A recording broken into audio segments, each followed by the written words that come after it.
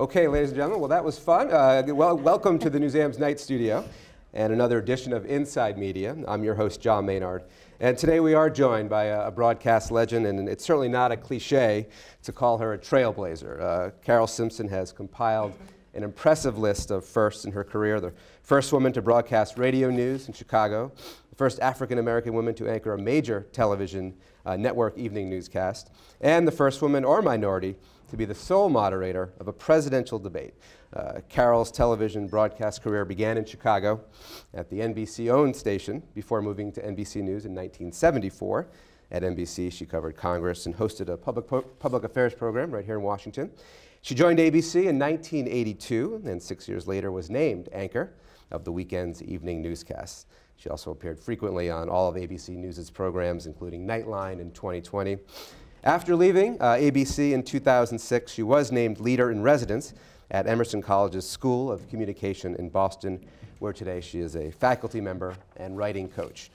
Carole is also the author of the new memoir, NewsLady, which is a riveting read documenting the good, the bad, and the ugly of her 40-year career in news.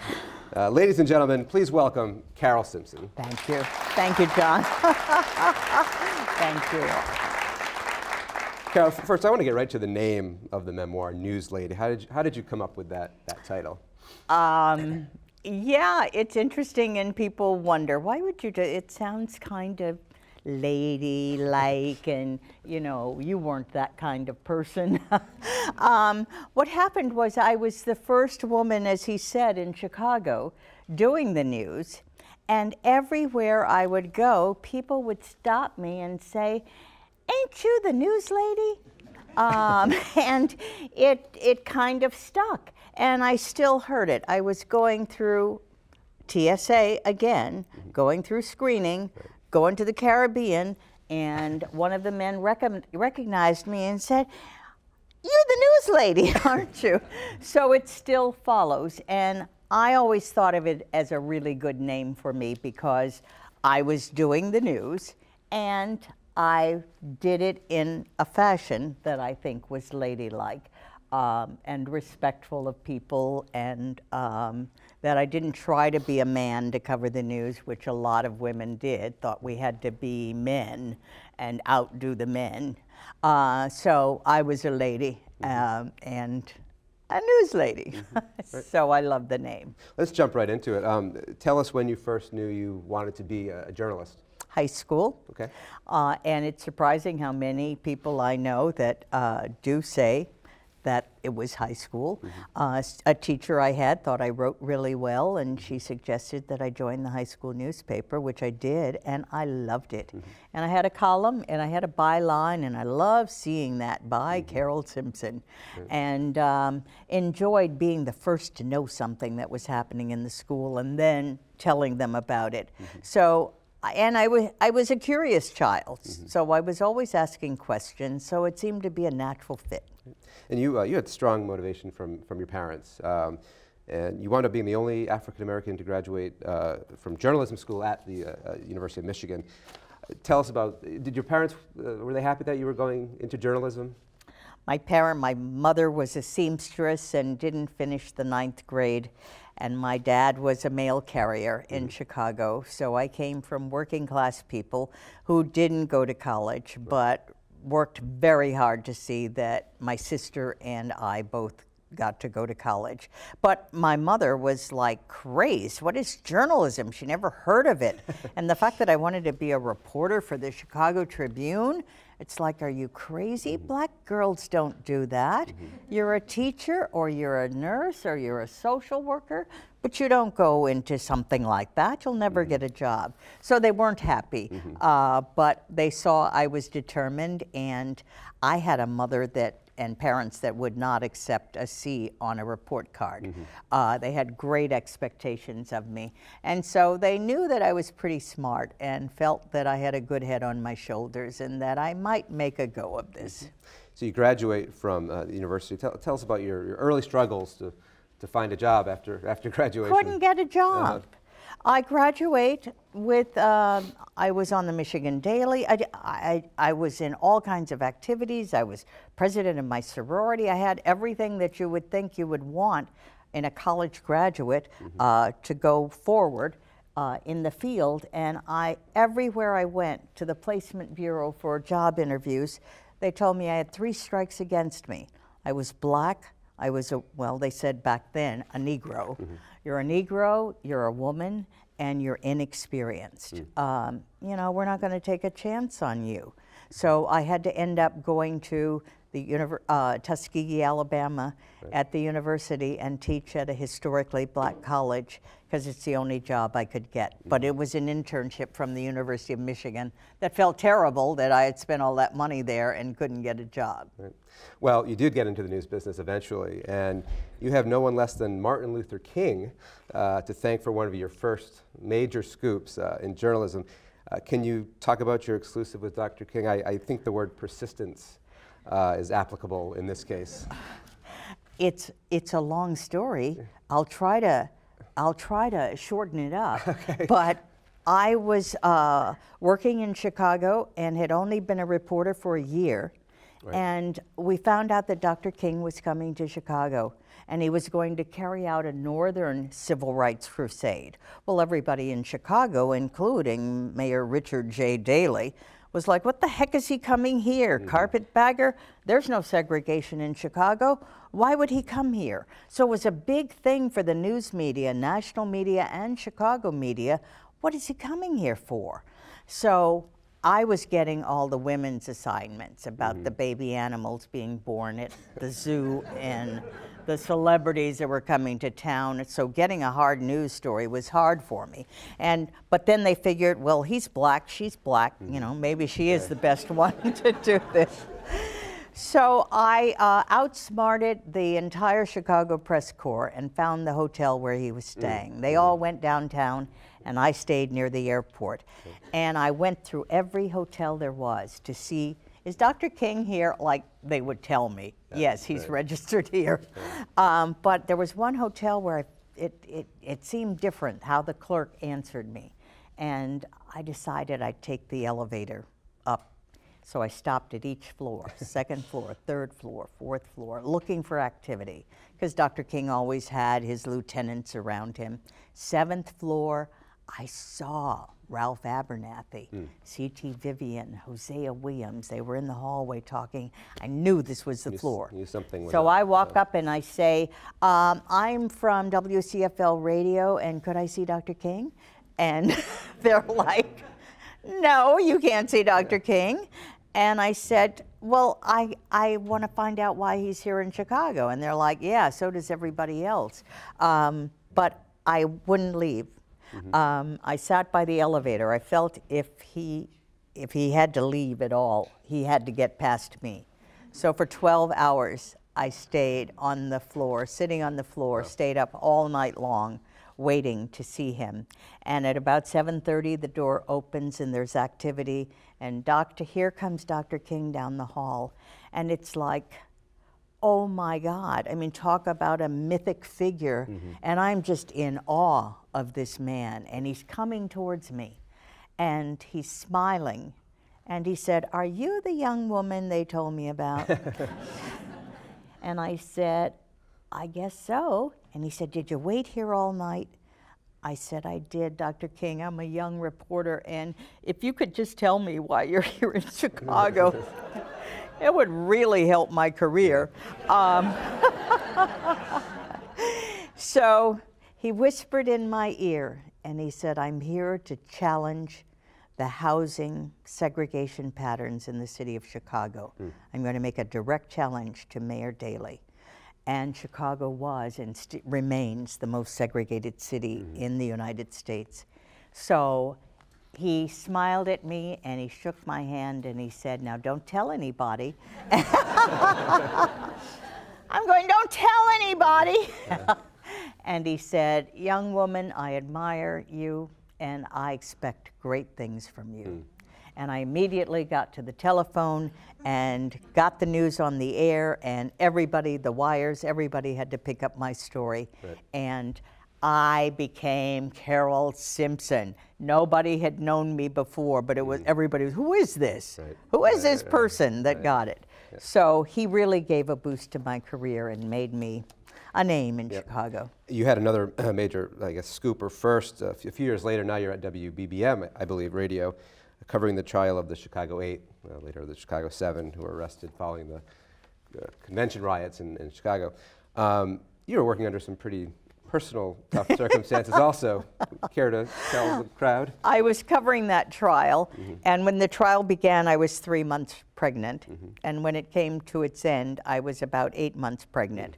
And the question was, am I going to last? Is this baby, what's going to come first, the baby or the end of the trial? So I was 8 months pregnant and very tired and very large. I had a very big baby. And so I was told by my radio station, we got to be first. We got to be first, Carole. And I'm like, I'm not going to risk a premature delivery trying to get this. I'll do the best I can. So they said, all you have to do is get to this office. We've got an open line, and you'll be on the air on CBS stations around the country. So while the jury gave its verdict that 5 were convicted of conspiracy to incite riots and 2 were acquitted, and so I scribbled out my story and was ready to go. And the judge asked the jury, he wanted to poll the jury to make sure each one of them, that was their verdict. And while he was doing that, one of the deputy marshals just came down the aisle and walked out the door, and I just got up right behind him. And all the other reporters leap up when they see me leaving, and the judge said, bolt the door, but I was gone. And I got it on the air, beat by 10 minutes everyone else, and it was a big joke in Chicago that they were scooped by a black pregnant woman. So it was 1970, so you can imagine that was kind of early for a woman to be doing that kind of thing. Sure. I want to jump ahead a bit. You make it to television at the Chicago-owned television station, but it's not long before NBC News grabs you. You're in Washington. A big promotion for sure, but you couldn't get on the air. Why not? Because somebody, all through my career, there were people that wanted to do me in. Sorry to tell you, they were white men, John. Okay. White men were not happy that I had gotten this job, okay? Nor did they like the fact that I was doing the job very well. So there were all kinds of attempts to do me in. And I moved my family, my husband, my daughter to Washington from Chicago, and I can't get any assignments. And so I happened to talk to a friend from Chicago who had visited the bureau chief in London for NBC, and he had been our boss in Chicago. And she said, why isn't Carole on the air? Nobody sees Carole on the NBC Nightly News. And he said, the word is that she went to Washington and got lazy, that she doesn't want to do anything. And she called me and told me that, and I was so glad she did. And it was like, why would, my dream job was to move to Washington to cover Washington news. Why would I come here and get lazy? I was doing everything possible I could to get stories on the air. And so I called everyone that I had worked with in the past, and I said, have you heard the rumor? And they all said yes. And I said, you know me. You know what my work ethic is. You know how hard I work. Please tell everybody it's not true. Something's going on here, and I'm going to get to the bottom of it. And 2 years later, it took me 2 years to find out, but I threatened to quit. And when I threatened to quit, one of the executives, I was on the air the next night. So it took my going and threatening to quit to get me on the air. But perception becomes reality in this business. If somebody says, oh, she can't write well, or oh, she doesn't deliver the news very well, I mean, nobody is ready to give you a chance. They just accept it as truth, and that hurt me. Right. And you did stay at NBC, and soon you were covering Congress, and you call that a dream job in your book. What was so great about that? Because I thought of running for Congress. Okay. Okay. I loved the Congress and the people's representatives. I mean, I come to Washington and tear up now that I have moved to Boston. When I came in today, and I see the monument and I see the Capitol, and I am just, I have such emotions when I see being in Washington again. So that was my dream, that I'd cover something that affected everybody in the country.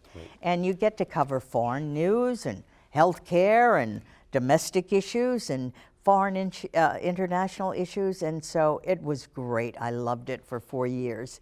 And as I say, I wanted to run for Congress. I thought of moving back to Chicago, and Barbara Walters had a talk with me, and she said, "You don't want to do that."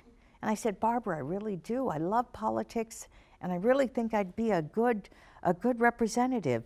And she said, "Carole, you can be one of 435 people and have impact in Congress. You're going to have to compromise on everything, but you can go on TV, you can anchor the news and reach 8 million people and have a real impact." So she persuaded me that that was probably a better way to reach the people, was to tell the truth, do good stories, and help them understand what's going on in the world. So what happens at NBC that has you looking for work at ABC, or looking for work in general, but winding up at ABC? They took me off Congress. Oh, okay, all right. Yeah. They wanted somebody else to cover. Guess who it was? A white man. Okay? Okay, right. They wanted the white man to cover the Congress. So I was removed from the beat and given a nothing beat at the time, Energy, which would never get me on the air. The president of NBC News at the time, I was not one of his favorites. And I was never any of management's favorites because I always spoke up. If something was wrong and I thought it was wrong, I'd call them and tell them. I wasn't a team player, I guess. I wasn't loyal. But I had worked in Tuskegee during the Civil Rights Movement. I had met Dr. King, and I felt, okay, I didn't march with them to try to change things in the South for people, but I can do what I can where I am to make a difference. So for lots of the black people that were afraid to speak up, I was the spokesman for women and for minorities. So I was not liked, and so I said, I know where I'm going here, nowhere. So I began looking for another job, and Roone Arledge picked me up like that. Now, you just mentioned this, the book details instances in your career of both racial discrimination and gender discrimination. What do you think held you back more, if any? Or People are always surprised when I answer that question. It was being a woman. I was more often heard, you can't do this because you're a woman. You can't be a boss because you're a woman. We can't send you to this event because you're a woman.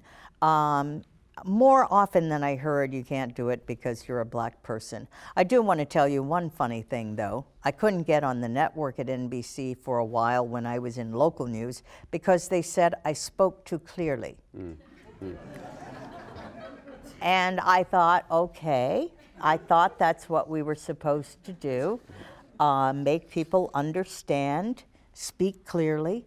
And I worked with a black man who couldn't get on the air either because he was too ethnic. His speech was too ethnic. So it was a way to keep us, out of things, and was very, very frustrating. But I forgot what you first asked me now. I went off on a tangent. Gender versus gender, racial, yes. It was sex more than color. And that was surprising to me too. I just wonder if men and women are ever, and I thought if I fought the fight, my daughter wouldn't have to. She is.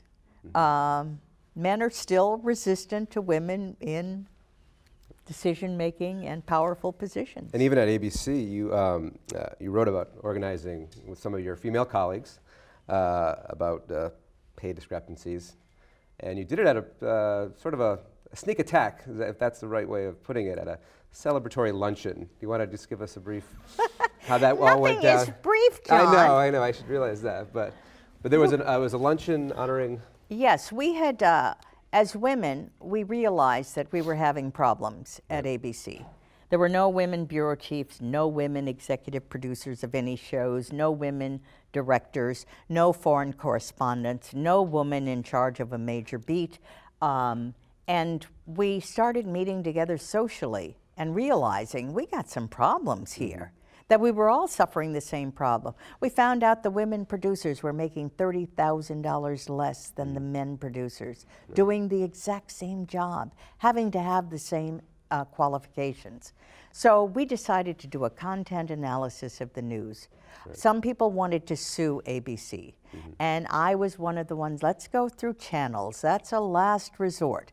Right. Let's give them the evidence. So we covered 3 months of ABC programming, watched every show, how many blacks were on, how many women were on, in what capacities they were on, the number of people and where they were. And we were invited to New York to celebrate Barbara Walters, another award for Barbara Walters. And they thought all the women correspondents should come in to support her. So at that luncheon, we decided that this is where we're going to hit them with this stuff. Right. And they had no idea. It was supposed to be a nice lady thing. And under the table, I had documentation. I had all of this, it must have been a packet about that thick. And I was chosen to be the spokesperson. Nobody else wanted to talk, so I'll talk. And so I was looking for a way to get in there to bring it up. And Barbara decided that she had to leave to do something for 2020. And so we gave her a toast. And while people were standing and then they sat down, I said, you know, if I could just say something. We are so proud of Barbara Walters. She has made the way for so many of us to get into the business, but we got problems here at ABC. And I launched into a memorized presentation. I memorized it so that I could use drama and pauses and everything and not read it and tell them with passion how we felt that there was institutional sex discrimination there. And then we laid those packets. I reached under the table and we passed those packets out. And there it was laid out. And there was nothing they could say. We had the evidence. And Rune Arledge asked at one point, Carole, how did you know about the salaries between the men and women? And it's like, we're reporters. You hired us. You hired us to find out information. So of course we had women that were in the business office that helped us with that information. There you go. We do want to hear from the audience. If anyone has any questions, just please raise your hand. While you're thinking of that, and I will ask you a question about probably one of the highlights of your career for sure. It's the presidential debate in Richmond, the second presidential debate in 1992. Were you surprised to be chosen, first of all? Oh my goodness. It was and what you know, if they had come to ABC and asked for one of their anchors to moderate the presidential debate, they would have gone with Peter Jennings or Ted Koppel or Barbara Walters or Diane Sawyers. I was certainly going to be one of the last ones on the list. But it was the Bipartisan Commission on Presidential Debates that picked the moderator. And it was the campaigns of Bill Clinton and George Bush that picked the moderator. I had covered George Bush, the father, for 8 years, and I knew Bill Clinton for his work on education and so on as a governor. So they chose me. And the reason they chose me was because for the first presidential debate, there was no minority or female representation. So with me, they get a twofer. They get the minority and they get the woman, and I was chosen. It was the highlight of my career. To be seen on every channel and around the world. There were 91 million people that watched that debate, and I'm still asked about it. But it was the highlight of my career and the most frightening experience I ever had, because there were no tapes I could go to and see how you did a town hall debate. Right. This was the first ever in history. Right. So I was like, you know, winging it, right. Not winging it because I was well prepared, right, right. But I didn't have anything to look at and say, this is how it's done. So I just did it, and it was a huge success and a turning point in the election. And a game-changing debate. That was the debate, of course, where George Bush was caught looking at his watch more than a few times. Correct? And I didn't notice it till I saw the tapes. Right. 3 or 4 times he looked at his, and people told me, where does he have to go? Why is he looking at his watch? Right. And it's also the debate where this young black woman asked President Bush about the economy and if he personally felt it, and he didn't get her question at all. I mean, it's something he could have hit out of the ballpark, but he said, I don't get it. And people don't forget that comment. It was if he had no idea of what people were going through. Right. So people say at that moment he lost the presidency. Again, if anyone has any questions, we do have, looks like we have a couple of questions up there. Yep.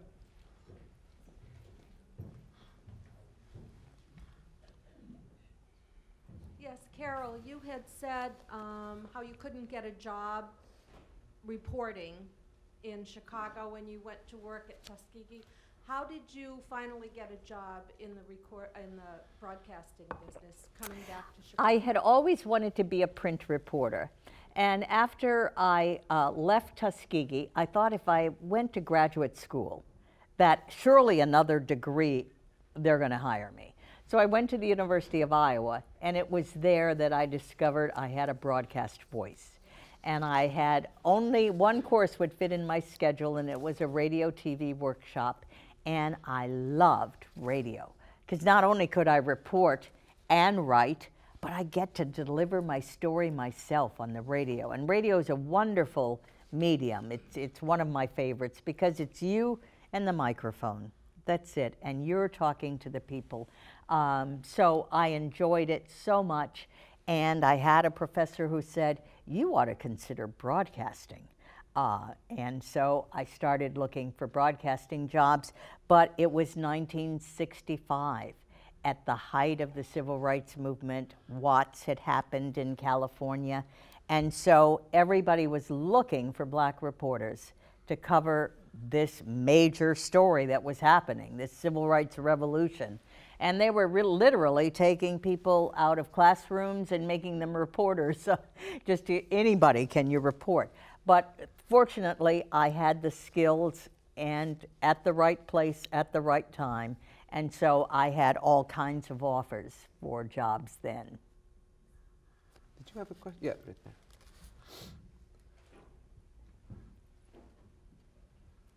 Hi, Carole. You've certainly had a wonderful path, you know, clearing career that is inspirational to many young women. And as a young woman searching in the journalism profession, I was wondering if you had any advice. You sound like my students. I've got all these journalism students asking me, what are we going to do? What are we going to do? As they see newspapers fold and see the networks shutting down bureaus and things like that. I think the future is very bright. Aren't we communicating more than ever before? It's just different means, different ways of doing it. I never thought I'd be blogging, but I'm blogging. I'm on Facebook, I'm on Twitter, I'm commenting about Syria and everything. I mean, the opportunity to do that. So and look at all the cable stations. I mean, they're only going to grow, and they need product. They need people who can write and who can produce programming for them. So I think it'll be different. It won't be newspapers, perhaps, or as many newspapers. It won't be the network evening news show, but local news is going strong, making lots of money. And we have online, you get your newspapers online, and so I would be thrilled if you continued with your desire to go into journalism, because I can't think of a more wonderful profession.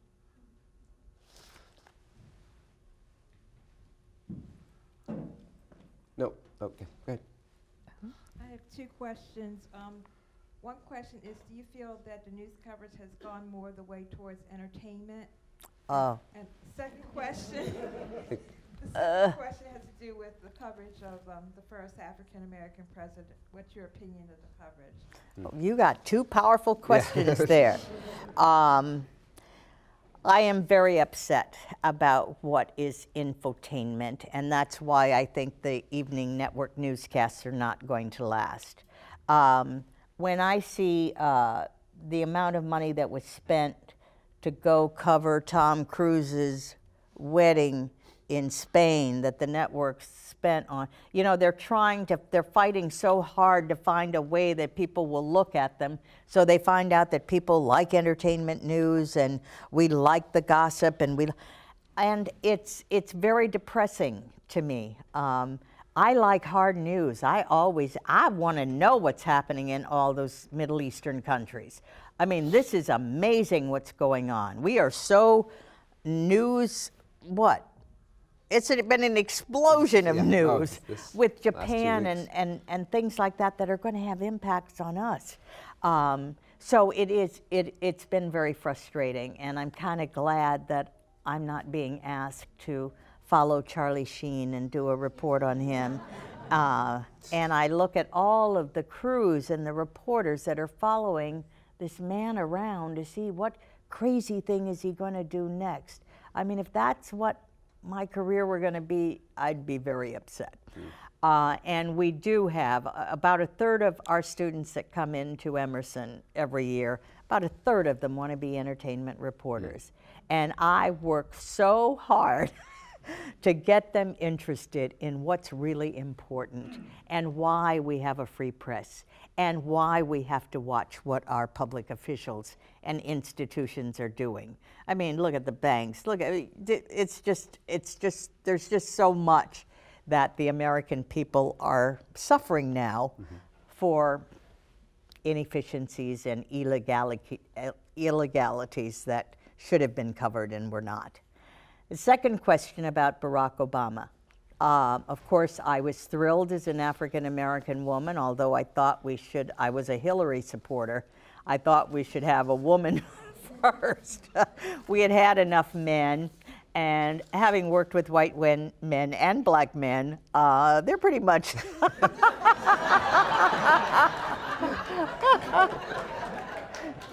they're pretty much the same on these things. So anyhow, but I was thrilled that he was elected, and I have been proud of but I have been one of his biggest critics. On my blog, I am upset that he didn't do anything after Gabrielle Giffords was shot in the head, that he hasn't said anything about assault weapons. You know, he's worried about election and the NRA and gun owners and stuff like that, and it's like, excuse me, why didn't you say anything in the State of the Union about guns? I am upset that we are in a third war. We are at war, okay? Libya, we're killing people. Oh, it's a no-fly zone. We're knocking out installations, military installations. Well, you know people are dying. They're manning those installations. So I'm upset that he's gotten us into that situation. Yet in the Ivory Coast, I just read in the New York Times today that 700,000 people have left the country because they are being murdered and slaughtered and tortured by a despot who is running the Ivory Coast. How do we pick and choose where we go? And is it the oil? That Libyan crude is the finest on earth. Even though we do not import from Libya, other countries, our allies do, and it makes you go back to oil. Why were we in Iraq and stuff like that? And have we caught Osama bin Laden? Where is the effort to do that? And you look at the Congress, and I go crazy as they're fighting him. Whatever he's for, they're against, no matter what it is. They wanted him to go to Libya, so he goes to Libya. Oh, but he didn't consult us enough before he did go to Libya. So, of course, there's a double standard. George Bush, I don't think his presidency was successful, yet you didn't hear people asking about his birth certificates, or he just says, I'm not going to talk about the years that I did cocaine and alcohol anymore. Finish, don't ask me, I'm not answering anything about it. So it's just dropped. Mm-hmm. It's just dropped. Does that answer your question? But I do think, okay. She gave that, yeah. We have time for just 2 more questions. We're going to have that gentleman up there and the woman up there. You can go first up there. Yep. Up here, right, you. Yeah. It should be on. I'm just curious, when you were talking about the Barbara Walters, that how many women were involved in this, getting the statistics together and everything about the wage difference, et cetera? It was actually the 7 of us that were in the Washington Bureau. We had women in LA and Atlanta and New York, but we were the hotbed of, concern about the issue. So, and we were in the same place so that we could work together with others to gather the information, but all of the other women were on board. And it was a total of 16 of us. There were 16 women correspondents, and there were 49 men correspondents at the time. So you see what we were up against. Did it turn out to be successful when you gave them the little packets? Absolutely. We got a pay equity study. We demanded a pay equity study that was done by an outside firm. They were going to do it themselves, and we're like, no. Let's have that audit from somebody else. So they agreed to that, and they ended up finding that what we had reported was true, and they equalized the salaries. They knew that was litigation, that they had to take care of that. Well, congratulations from one. Thank you. And I ended up getting an anchor job. We got a woman vice president. Things started changing immediately, and I think it was fear of a lawsuit. We'll take one last question, but I will remind you that Carole will be available for questions even afterwards at the book signing. But go ahead, sir. By the way, thank you for sharing your insights. I read, I think yesterday, that a colleague of yours, Katie Couric, at another network, is going to be wrapping up her tenure at CBS as anchor. And I'm wondering... No. And I might be wrong. But, and this is just something that I read yesterday, and I'm just wondering, regardless of her status there, if you have an opinion on how she has fared at CBS and whether they've treated her properly, and whether perhaps this might be the you're end of opening up a can of worms now. Katie is a friend of mine, and I was very happy when she was named anchor of CBS News. But then they just kind of made her crazy. The male executives, I don't know if you remember in the early days, she was sitting on the edge of the anchor desk, and her legs, her skirts were here, and her legs were, that's a whole issue of the sexualization of the news that I see today. Have you seen all these anchor women with the sleeveless? When we were anchoring, we were to look professional. We could have color, but you wore a suit like the men did, and I see all these women with the sleeveless dresses. I don't know what that's about. But anyhow, they had Katie. They had Katie trying to be sexual, I think, in the beginning. And these are the male producers that run the programs. And then she was wearing certain kinds of clothes that didn't seem appropriate. A blouse here with the belted around here. I mean, they were trying everything.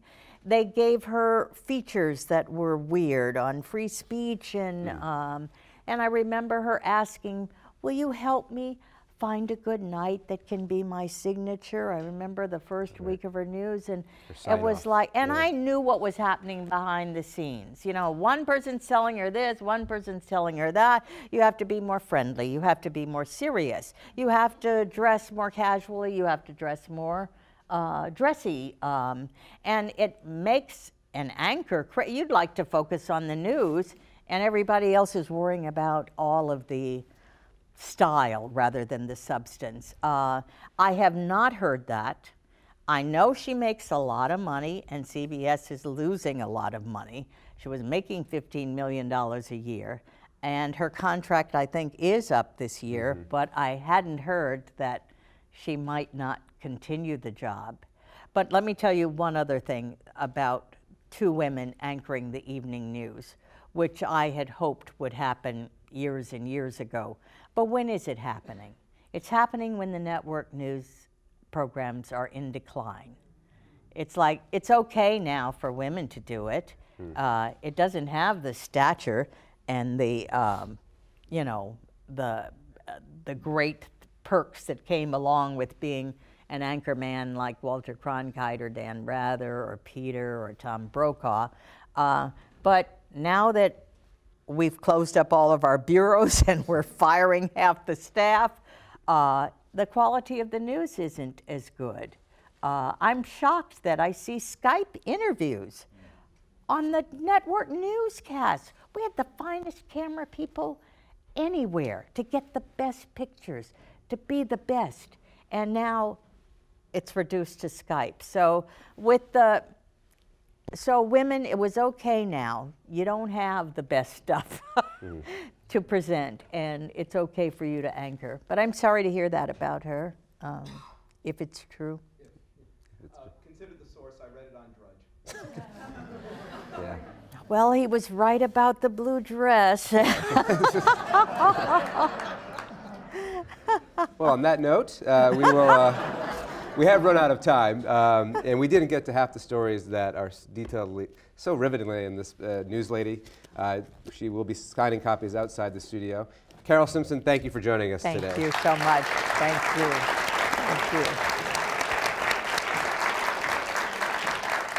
Just for our members and for visitors, I just want to let you know our next Inside Media will be Saturday, April 9th, when our guest will be Diane Rehm, a local radio veteran. She's got a new book out about her dog called Life with Maxie, so she'll be talking about that, but also about her career. So thank you for joining us today. Enjoy the rest of your day at the museum.